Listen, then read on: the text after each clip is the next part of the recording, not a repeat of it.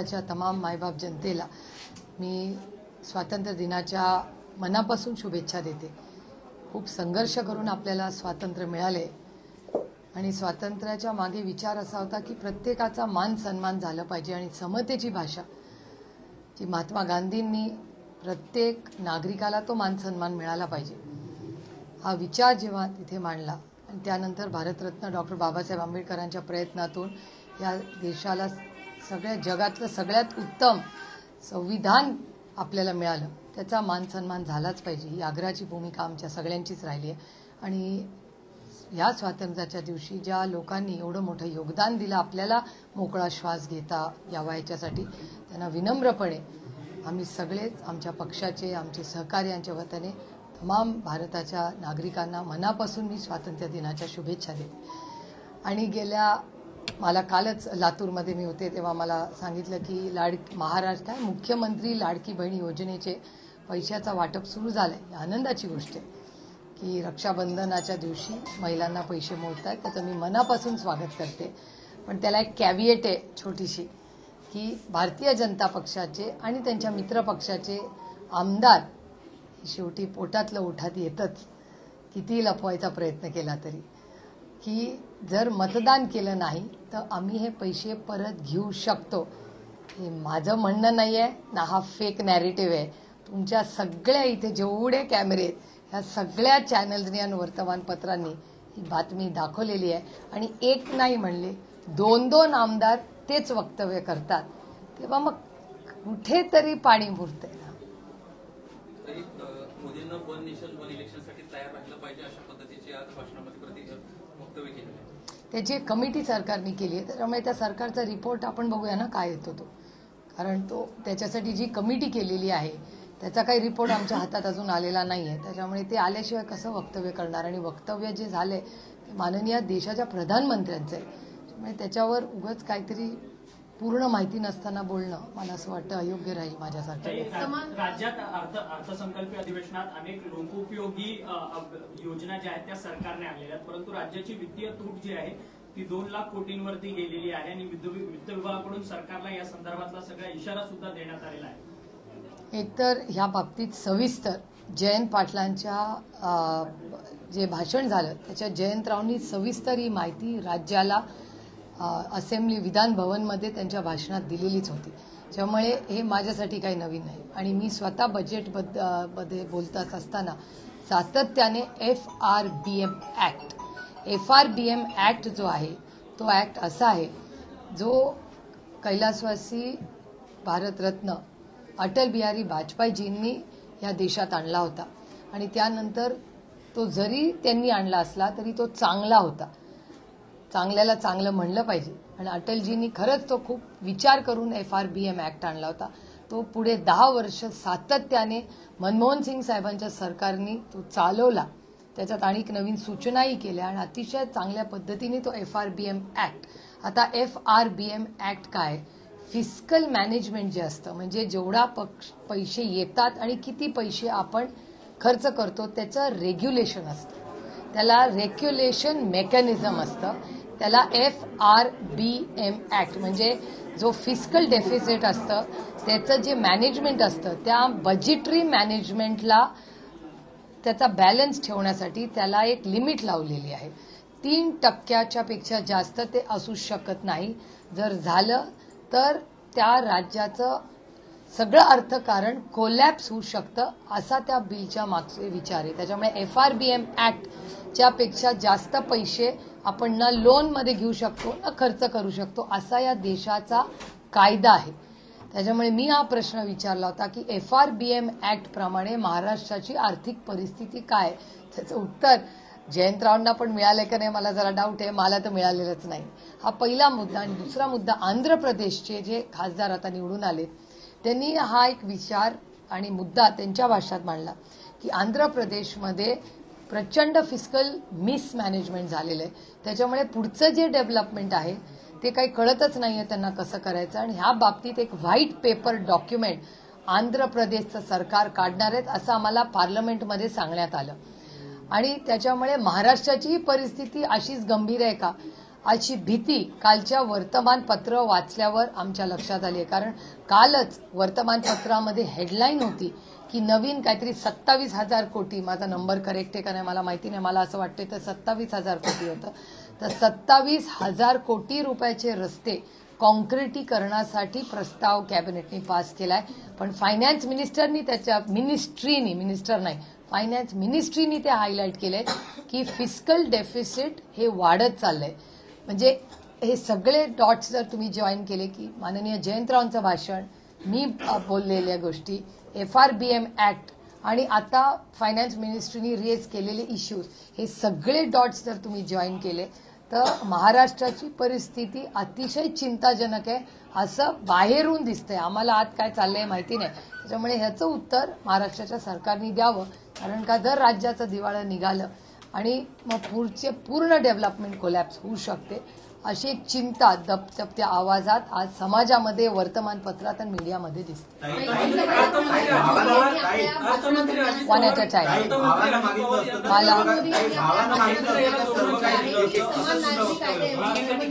अर्थमंत्री अजित पवार यांना याच विषयाच्या अनुषंगाने विचारलं होतं. त्यावेळेस त्यांचं असं म्हणणं होतं की राज्य सरकारची जी आर्थिक परिस्थिती आहे ती चांगली आहे, वेगवेगळे प्रोजेक्ट आम्ही आणतो आहोत, जे काही 75,000 कोटी लाडक्या बहीण योजनेसाठी देखील आम्ही दिलेले आहेत त्याची देखील व्यवस्था केलेली आहे आणि कुठेही प्रकारे सरकार अडचणीत येणार नाही किंवा आर्थिक अडचण महाराष्ट्राला दिसणार नाही. ही चांगली गोष्ट आहे. पण परवाच्याच सुप्रीम कोर्टाचा एक ताशेरे महाराष्ट्र सरकारवर सुप्रीम कोर्टाने गेलेले आहेत की जर तुम्ही ज्यांची जमीन घेतलेली आहे त्यांना पैसे देऊ शकत नसाल तर तुमच्या वेलफेअर स्कीम्सवर आम्हाला ऍक्शन घ्यावी लागेल. हे मी म्हणत नाहीये, सुप्रीम कोर्टाने महाराष्ट्र सरकारवर ओढलेले हे ताशेरे आहेत. त्याच्यामुळे मला असं वाटतं की महाराष्ट्र सरकार एक म्हणते, कोर्टाने त्यांच्यावर घेतलेले, फायनान्स मिनिस्ट्री एक म्हणते आणि फायनान्स मिनिस्टर एक म्हणतात. त्यामुळे मला असं वाटतं की ह्याचं उत्तर कदाचित आपल्याला महाराष्ट्राच्या माननीय मुख्यमंत्र्यांना विचारायला लागेल. कारण का खूपच कन्फ्युजन आहे. सरकारमधले फायनान्स मिनिस्टर एक म्हणतायत, त्यांचं मंत्रालय एक म्हणतंय, पेमेंट न दिल्यामुळे शेतकरी त्रस्त आहेत, त्याच्यावर सुप्रीम कोर्ट एक वेगळं बोलतायत आणि त्यानंतर FRBM ऍक्टची काय पोझिशन आहे किंवा सरकारचं फिस्कल मॅनेजमेंट काय हे पारदर्शकपणे कुठेतरी बाहेर आलं पाहिजे. कारण का ह्याच्यात प्रचंड मिसइन्फॉर्मेशन आहे. मंत्रिमंडळाची बैठक झाली होती त्यामध्ये मुख्यमंत्री आणि अजित पवार यांच्यामध्ये अधिक वादावादी झाल्याचं दिसून आलं. कारण का जर आपण पाहिलं तर मग अर्थसंकल्पात 8,000 कोटींची वाढ करण्यासाठी अर्थ मंत्रालयाचाच विरोध आहे आणि अजित पवारांनी असा प्रश्न विचारला की अर्थ विभागाने ते प्रस्ताव का मंजूर करायचा, थेट सवाल त्यांनी आता विचारले. मी त्या कॅबिनेटमध्ये नाहीये, त्याच्यामुळे तुम्हाला त्यांनाच विचारावा लागेल हा प्रश्न. आणि रिएटरेट्स की जे फिस्कल मॅनेजमेंट बद्दल जे आम्ही बोलतोय हे तुमच्या प्रश्नातच माझं उत्तर. पंतप्रधान नरेंद्र मोदी यांनी आपल्या भाषणादरम्यान असं म्हटलं की समान नागरिक कायद्याऐवजी आता धर्मनिरपेक्ष कायदा असावा. कसं बघता त्यांच्या वक्तव्यात? मला असं वाटतं की 2024च्या इलेक्शनमध्ये त्याच्या आधी मोदी सरकार होतं, आता ते NDA सरकार झाले. त्याच्यामुळे NDA सरकारला हे क्रेडिट जातं. मंत्रिमंडळाच्या बैठकीमध्ये वाद झाला. त्याच्यामध्ये असं म्हणणं होतं की राष्ट्रवादीच्या आमदारांची विकास कामांची फाईल जी आहे ती मुख्यमंत्र्यांच्या नगरविकास खात्याकडे अडकलेली आहे, त्यामुळे राष्ट्रवादीच्या आमदारांची कामं होत नाही अशा पद्धतीचा संवाद अजित पवारांनी मंत्रिमंडळाच्या बैठकीत केलेला होता. आणि त्यानंतर अजित पवारांनी असं सांगितलं की तुमची देखील जी फाईल येणार त्यावरती आम्ही सर्व अभ्यास करूनच ती पुढे पाठवणार, अशा पद्धतीचा तो संवाद मंत्रिमंडळाच्या बैठकीत झालाय. कुठेतरी महायुतीमध्येच अंतर्गत कुरघोडीला सुरुवात झाली. खरंच मला यातलं काहीच माहिती नाही. कारण आज या राज्यामध्ये महागाई, बेरोजगारी आणि भ्रष्टाचार ह्याचं एवढं मोठं आव्हान आहे आणि त्याचबरोबर महिलांवर होणारे अत्याचार हे प्रचंड वाढलेले. त्यामुळे हा सगळा डेटा आम्हाला केंद्र सरकार देतो. त्याच्यामुळे आधीच राज्यामध्ये अडचणी आहेत का? तर आहेत. राज्यासमोर बेरोजगारी, महागाई, भ्रष्टाचार आणि महिलांचे अत्याचार, तर महिलांवर होणारे अत्याचार ह्याच्यावर मोठं आव्हान सरकारकडे आहेच ना आता. त्यामुळे आपापसात त्यांचं सरकार काय करतं हे कोणी मायने नाही रखता. कारण ते म्हणजे मला एक आश्चर्यही वाटत नाही. नाहीतरी राहिलेत किती दिवस. आव्हानं मागितलं असतं तर सर्व काही दिलं असतं असं तुम्ही वक्तव्य केलं होतं, काय भावना होती? मी पहिल्यांदा नाही केलं, मी वर्षभर हेच बोलते. हे काही पहिल्यांदा नाही केलेलं, तुम्ही पहिल्यांदा त्याची न्यूज केली आहे. कुठल्याही बहिणीला तुम्ही हे विचारू शकता, कुठल्याही भाऊ, तुमच्याही बहिणीला घरी जाऊन विचारा. कुठल्याही, मी 1 वर्ष बोलते हे आणि आधी बोलत होते की कुठल्याही भावाने बहिणीला काही मागितलं तर ती बहीण खूप, त्याच्यात काय मोठं मन लागत नाही, त्याला मन नाही, त्याला निखळ प्रेम म्हणतात. परंतु भाऊ म्हणतात की त्यांच्या विरोधात उमेदवार देऊन चुकी केली म्हणून. रामकृष्ण हरी. अजित पवार मान्य करतात की जो तुम्ही संपूर्ण लोकसभेला नरेटिव्ह सेट किंवा प्रचार जो केला तो त्याचा फटका अजित महायुतीला बसलेला आहे. त्यामुळे आता अजित पवारांना पुढे केलं जाते का की जो संविधान बदलणार हा जो एकंदरीत प्रचार तुम्ही केला होता त्याला पोचण्यासाठी, कारण की अजित पवार वेळोवेळी बोलतात, आताही ते म्हटले की आम्ही मराठी आणि हिंदीतून संविधानाची प्रत आणली. नाही, 1 मिनिट, तुमचा तुम्ही रिपोर्टर आहात ना? नाही, नाही, तुम्ही रिपोर्टर आहात ना, त्यामुळे संविधान बदलणं हा फेक नॅरेटिव्ह म्हणणं हास्यच आहे. तुम्ही जो प्रचार केला, आम्ही प्रचार नाही केला, आम्ही जे वास्तव होते बघा. मी ज्या संसदेत तुमच्या सगळ्यांच्या आशीर्वादाने गेलेले आहे आणि तुमची चॅनल्स आहेत. आता कसं आहे, आता म्हणताच येत नाही ना की मी हे म्हणलो नाही किंवा म्हणले नाही. त्यामुळे ह्या सगळ्या चॅनल्स आणि मीडियामध्येच भारतीय जनता पक्षाचे 1 नाही 2, जसं लाडकी बहीणचे पैसे परत घेऊ हा एकच माणूस म्हणत नाही, 2-2 माणसं म्हणतात. म्हणजे जेव्हा परत परत ते रिपीट होतं याचा अर्थ दालमे कुछ तो काला आहे ना. त्यामुळे संविधान बदलायची भाषा, हे नॅरेटिव्ह काय आम्ही सेट कसं करू शकू मला सांगा. तुम्ही आहात ना सगळे एवढे, आणि तुम्ही एवढे अलर्ट असता, पिन पडली तर त्याची सगळी अकाउंटेबिलिटी तुम्ही ठेवता. आणि मी पारदर्शक कारभाराच्या बाजूने आहे, त्याच्यामुळे अकाउंटेबिलिटी आणि ट्रान्सपेरन्सीचं मी स्वागतच करते.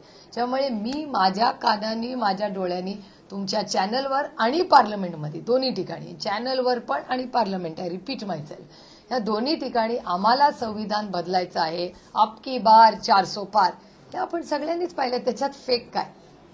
म्हणून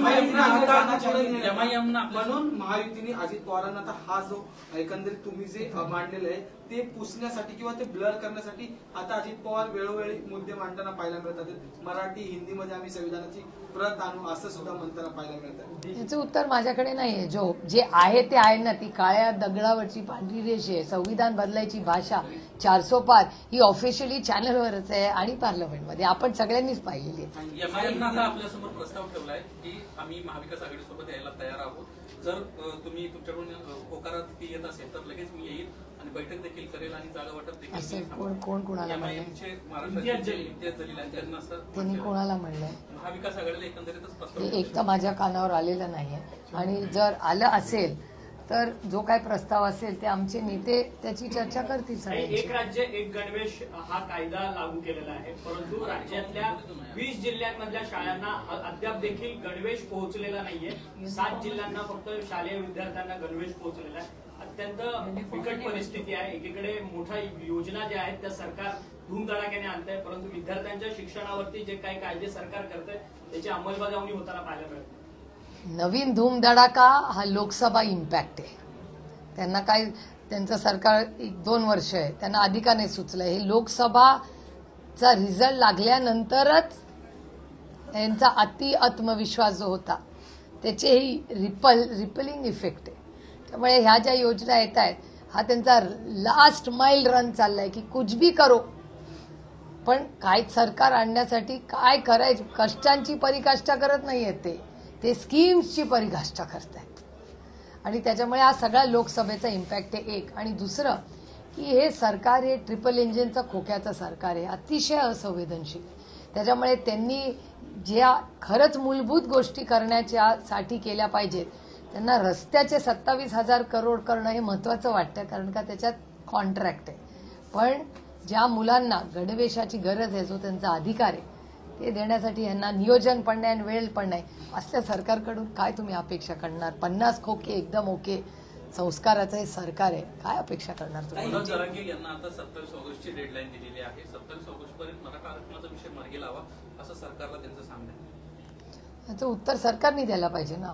सरकारच त्यांच्या प्रत्येक कार्यक्रमाला जातं, सरकारच त्यांना शब्द देतं, सरकारच त्यांना तारीख देतं. त्याच्यामुळे ह्याच्यात आम्ही आपलं बघतोय काय चाललंय, कारण का सातत्याने महाराष्ट्र सरकार त्यांच्याबरोबर डायलॉगमध्ये, आणि तारखा सरकारच त्यांना, कमिटमेंट कोण देतं आणि देऊ शकते? सरकारच देऊ शकते, जे सरकार देते. हिंदी में जानना चाहिए, मराठी झालं सगळं नक्की. चला. हिंदी में जानना चाहिए करेंगे। आज आपने फ्लैग होस्टिंग किया, आज इंडिपेंडेंस डे बहुत मस्त दिन आपके देश भर में मनाया जा रहा है। आपने हालांकि अपने स्पीच में महंगाई की बात की, रोजगार की बात की, इस देश की स्वतंत्र दिन की सबको मैं मन से शुभकामनाएं देती हूँ।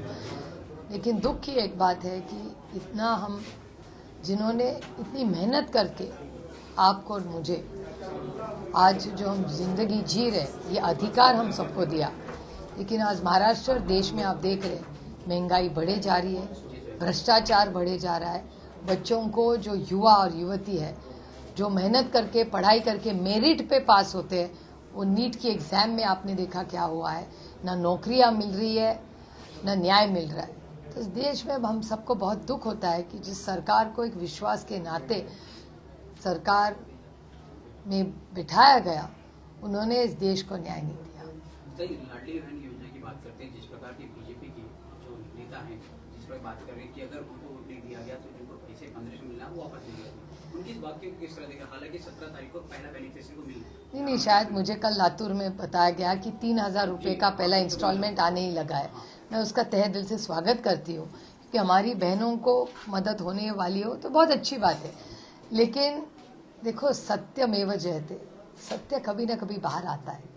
और जिस तरह से भारतीय जनता पार्टी और उसके मित्र पक्ष के एक नहीं, एक बोलता तो भी मान लेती, दो सांसद, दो विधेयक ऐसे कहते हैं कि अगर हमें वोट नहीं दिया तो हम पैसा वापस ले सकते हैं और कैसा लेना ये भी हमको जब पता है। तो ये जो चीज़ हुई ये बड़ी दुख देने वाली बात है। और ये सरकार जो भी करती है सिर्फ वोट के लिए करती है, मन से कुछ नहीं करती। मतलब ये मान के चले जो योजना सरकार लाई, या हालांकि योजना सरकार ने घोषणा दी वो सिर्फ चुनाव के देखते हुए, बिल्कुल, ये तो लोकसभा का ही इम्पैक्ट है ना। इनकी सरकार 1.5-2 साल से है, कभी बहन के बारे में कोई प्यार इन्होंने कभी जताया है, दिखाया है, बोल के भी दिखाया है? कभी नहीं। ये सब लोकसभा इम्पैक्ट है। प्रधानमंत्री ने जिस प्रकार से आज लाल किले में भाषण दिया स्वतंत्र दिवस के मौके पे, उन्होंने कहा कि कुछ लोग जो हैं भारत में विकास जो हो रहा है उसको रोकने वाले, तो ऐसे लोगों पे ध्यान न दिया जाए। क्योंकि इस वाक्य को किस तरह देख रहे हैं? एक लोकतंत्र है, देश के प्रधानमंत्री है, बड़े उच्च स्थान पे है, तो उनका जो भी भाषण होगा हम सब ने सुनना चाहिए। यूसीसी का जिक्र उन्होंने किया है, महिला के पर जो कोलकाता में डॉक्टर पर अत्याचार हुआ उसका भी कहीं ना कहीं प्रधानमंत्री ने जिक्र किया था। बहुत दुख की बात है जो कोलकाता में हुआ, लेकिन उनमें जी ममता बनर्जी जी पे हम सबको बहुत विश्वास है। वो एक बहुत संवेदनशील सिर्फ नेता नहीं है लेकिन महिला है इस देश की।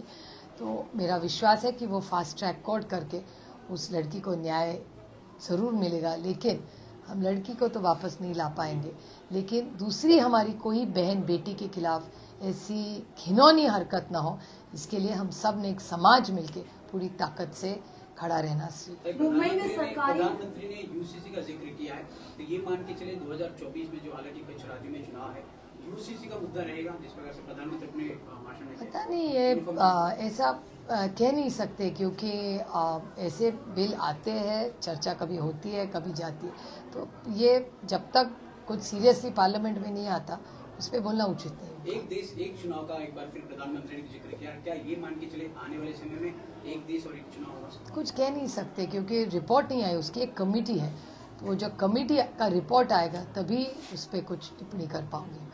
मुंबई में सरकारी अस्पताल में जो डॉक्टर है, रेजिडेंट डॉक्टर स्ट्राइक कर रहे हैं और उनकी मांग है कि हमारे लिए कोई ऐसा एक्ट लाया जाए जिससे हमें सुरक्षा प्रदान हो। बिल्कुल जो सही इंसिडेंट हुआ है कोलकाता, बिल्कुल सही उनकी मांग है। आपको याद होगा कि जब माननीय आर पाटिल जी इस राज्य के गृह मंत्री थे, उन्होंने ऐसा ही एक कायदा लाया था जिस पे मीडिया हो या डॉक्टर्स हो, इन सब पे अगर कोई गलत एक्शन कोई ले ले या उनको कोई पिटाई करे या कुछ करे, उनकी सेफ्टी और सिक्योरिटी के लिए डॉक्टर हो, पत्रकार हो, जो भी प्रोफेशनल्स हो, उनके खिलाफ अगर कोई गलत काम करे कि उसको मारपीट करे तो उसको ज़रूर शिक्षा होगी। तो उस हिसाब से मेरे ख्याल से अगर इसको और व्यापक करने की ज़रूरत हो तो हम सब ने पार्लियामेंट में पूरी ताकत से हम सोच विचार करेंगे। अगर पार्लियामेंट में एक अच्छा प्रस्ताव और अच्छा बिल केंद्र सरकार लाए तो हम ज़रूर इस सुरक्षता के लिए पूरी तरह से पूरी ताकत से सरकार के साथ खड़े रहेंगे। अजित पवार ने कहा है कि बारामती में जो लोकसभा चुनाव हुआ उसमें मैंने अपनी पत्नी को अपने बहन के खिलाफ खड़ा करके बहुत बड़ी गलती की है और रक्षाबंधन में मैं उनसे मिलने जाऊंगा और कई सारे मुद्दों पर उनसे बातचीत करूंगा। रामकृष्ण हरी। कई कोलकाता की जिक्र करते हैं घटना की, जिस प्रकार से हमने देखा कोलकाता में एक महिला की डॉक्टर का रेप हुआ, तो कल बीती रात में हॉस्पिटल में अटैक हुआ, कुछ मॉब हुआ पूरा हॉस्पिटल का तोड़फोड़ किया। हालांकि मामला सीबीआई को चला गया। इस पूरी घटना में जो कल हुआ उसको आप किस तरह देख रहे हैं? बहुत की दुख की घटना है, क्योंकि अस्पताल ये बहुत महत्वपूर्ण जगह होती है और अस्पताल में ऐसी चीज़ें ना हो, और हम सब ने शांति से प्यार से इस मामले को हल करने की कोशिश करनी चाहिए। तर शेवटचा मराठी प्रश्न, मुलाखतीमध्ये ज्यावेळेस अजितदादांना या सगळ्या विषयासंदर्भात बोलले आणि त्यांना चूक झाली असं म्हणतात, त्यानंतर साहेबांशी असेल स्वतंत्रशी असेल काय त्यांचं बोलणं झालं का की या सगळ्या एकंदरीत प्रकरणाला? साहेबांचं मला माहिती नाही, माझं नाही. ते चित्र एकंदरीत परत दिसेल असं वाटतंय पुण्यामध्ये? कसलं? रक्षाबंधनाच्या निमित्त जे पवार फॅमिली एकत्र येत होती किंवा जे वातावरण ते परत दिसेल असं वाटतं तुम्हाला? मी कसं सांगणार? मी तर रक्षाबंधनच्या दिवशी नाशिकच्या दौऱ्यावर आहे, आधी लग्न कोंडाण्याचं. यावर्षी राखी बांधणार आहात का दादा मग दादा? नाशिकला आहे. हा दादा नाशिकला आहे. नाही, मला माहिती, माझा कार्यक्रम मला माहिती आहे. ताई, यावर्षी राखी बांधणार आहात का दादा? कळेलच ना तुम्हाला. रामकृष्ण हरी. राजकारण, समाजकारण, शेती उद्योग, गुन्हेगारी यातील नवनवीन घडामोडींसाठी आजच हिंदवी न्यूजला सबस्क्राईब करा आणि बेल आयकॉनवर क्लिक करायला विसरू नका. महाराष्ट्रातील एकमेव निपक्षपाती चॅनल म्हणजे हिंदवी न्यूज, सर्वसामान्यांच्या न्याय हक्कासाठी.